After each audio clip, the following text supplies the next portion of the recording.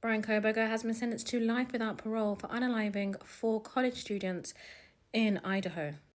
This was a very sad and emotional hearing because the family members read victim impact statements in front of Bryan Kohberger, who displayed no emotion. The first victim impact statement was read out by Emily Eland, but it was actually a Bethany Funke's statement, and she was one of the 2 surviving roommates who lived in the off-campus house where the 4 victims were murdered. She said, "Why me? Why did I get to live?" The second surviving roommate, Dylan, stated that Kohberger took away who they were becoming. She said what happened that night changed everything. Because of him, 4 beautiful, genuine, compassionate people were taken from this world for no reason. It was also just so emotional seeing the families go through the torment and the pain of reading the victim impact statements.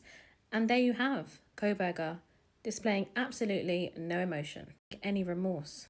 The stepfather of Madison said, "We will grow old without our only child." Her father read her last Father's Day card, and that was very, very touching. In the card, she wrote, "Thank you for always encouraging me to do my best. I love you lots and lots."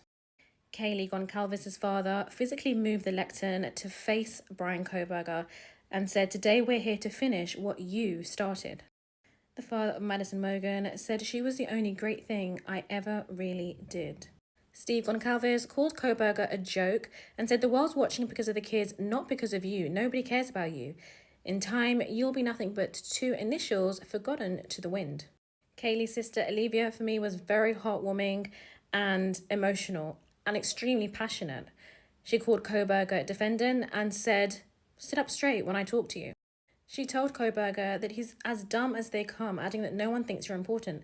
"The truth is," she said, "you're basic." "Let me be very clear," she continued. "Don't ever try to convince yourself you matter just because someone finally said your name out loud. I see through you." After she finished giving her passionate statement, the courtroom exploded in applause for her, and rightly so. She ended it by saying, "You want the truth? Here's the one you'll hate the most. If you hadn't attacked them in their sleep in the middle of the night, Kaylee would have kicked your..." I'm sure you can guess. Zana Kernodle's sister gave her victim impact statement and said that her sister's story, was cut short by an act of evil. Jeff Kernodle, Zana's father, said that he was 7 miles away and was going to go to the house, but his daughter told him not to drink and drive. And now he said he wishes that he had. And the stepfather of Zana Kernodle told him to go to hell. Zana Kernodle's mother, Cara Northington, said that Kohberger doesn't deserve any good memories that we have. And the aunt of Zana, Kim, said that she forgave Kohberger. The emotions continued as the prosecutor appeared to get choked up with emotion, and he recommended to the court a sentence of life in prison for Kohberger. The judge also appeared to get emotional too. Kohberger was asked if he wanted to make a statement, and he said, "I respectfully decline."